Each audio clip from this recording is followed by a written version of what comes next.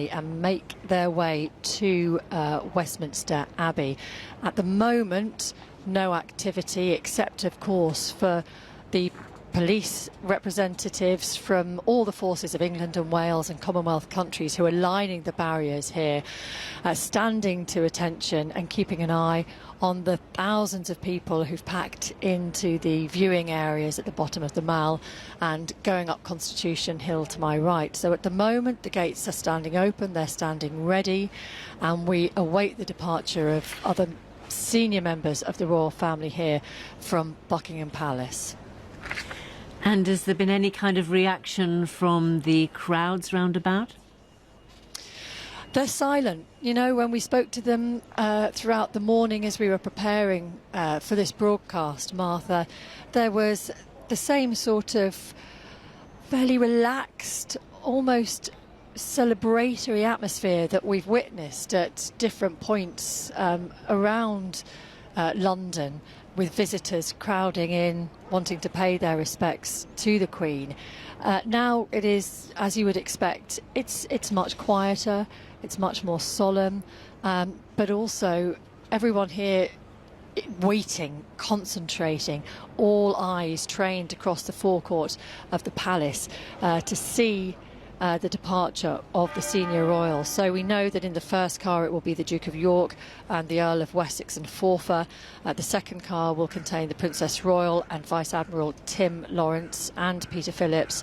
The third car will be the Duke of Gloucester, the Duke of Kent, and then the fourth car to leave from here will be Prince Michael of Kent, the Earl of Snowdon.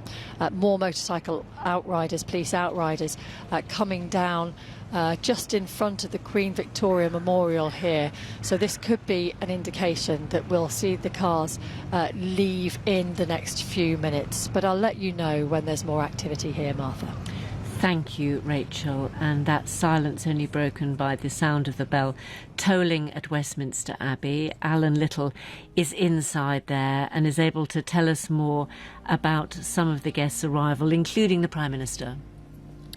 Martha, it's interesting. The atmosphere until quite recently was relaxed, informal, people chatting to each other in their seats as they arrived, walking down the nave. But as the Abbey has filled up, a kind of stillness is settling on the place now as people anticipate the arrival of the royal family. And we've seen some notable arrivals, most recently Liz Truss with her husband, who the Queen appointed and asked to form a government less than 2 weeks ago. It seems absolutely extraordinary. And she was greeted by members of the Abbey clergy. And shortly before she arrived, the other 6 surviving former Prime Ministers, Boris Johnson, Theresa May, David Cameron, Gordon Brown, Tony Blair and John Major, all sitting together in one of the stalls. And Gordon Brown I saw chatting in a friendly way with Sherry Blair, Tony Blair's wife. So yes, Liz Truss has now been taken to her place, and we will hear from her during the service when she reads a lesson. And many leaders from all over the world, from the Commonwealth. Justin Trudeau from Canada.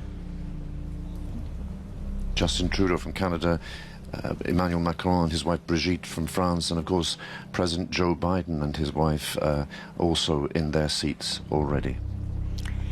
Let's find out more about the movements of the royal family, who will be expected to be leaving shortly. We can hear from Rachel Burden, from Nuala McGovern, who's at Clarence House. Yes, indeed. It's interesting. Just over the past couple of minutes, it feels like a lot of the people that are guarding Clarence House have just gone into formation. We have a number of horses that are to the left of me, of the Metropolitan Police that have lined up, others coming to join. You can probably hear that now. As I look ahead, I see 4 police outriders that have straddled their vehicles just in the past couple of minutes as well. I suppose expecting 4 members of the royal family to leave. I also see in the distance burgundy and black royal Rolls-Royce. It does have the royal standard atop it and no registration plates, so we know that that would be the royal car. There is people that are moving back and forth between Clarence House, and also you have St James's Palace, which is adjacent, and they are waiting. Let me take a look. It is 29 minutes past the hour. They are expected to leave in the next minute or so.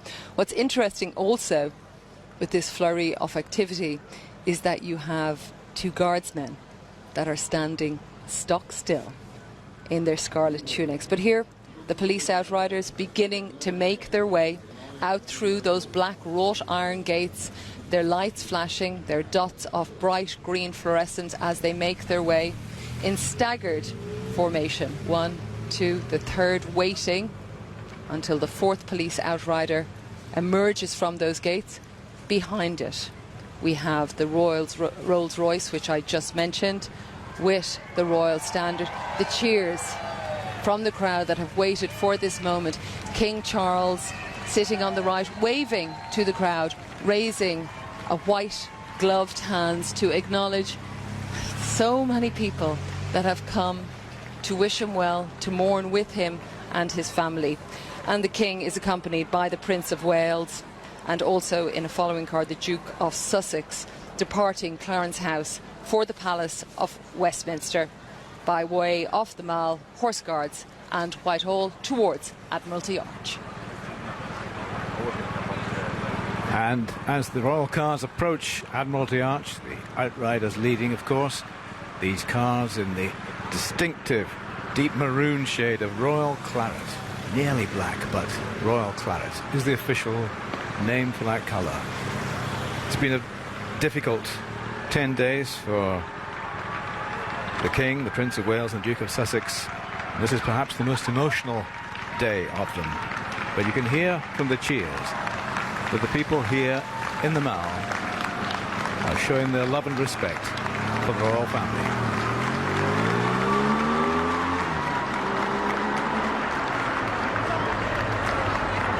And the crowds are starting to cheer here, trying to catch a glimpse of the King and his motorcade coming through. Of course, going through the beginning of that, through that narrow arch at Horse Guards, and the crowd erupting in applause. I can see a father holding a little girl up so she can try and have a glimpse of the King on this momentous, historic day as that motorcade of cars makes its way through that narrow Horse Guards arch, with people continuing to clap who have camped here all night just to see the beginning of the proceedings today. And there are those cars just going through the arch, the last one now, and the security motorbike finishing off the motorcade.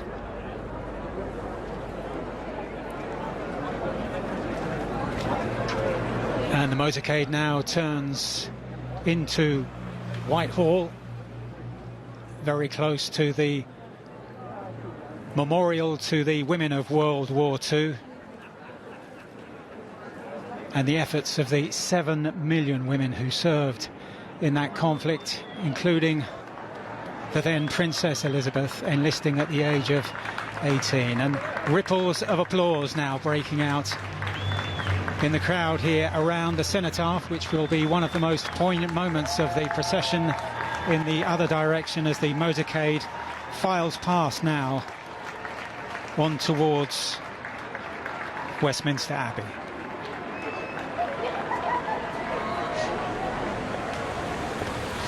The royal motorcade now about to approach Westminster Hall, and I see it just in front of me now, making a left through the main carriage gate coming into New Palace Yard.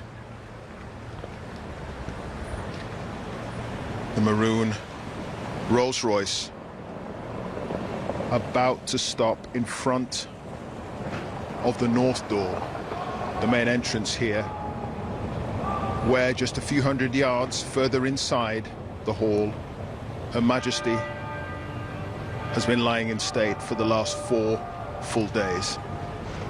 I'm just overlooking New Palace Yard now, and I see the Duke of Sussex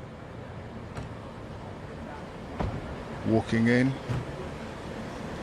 And the King and the new Prince of Wales, they're now entering the hall. And of course, when they go in, greeted by the Speaker, they will see the final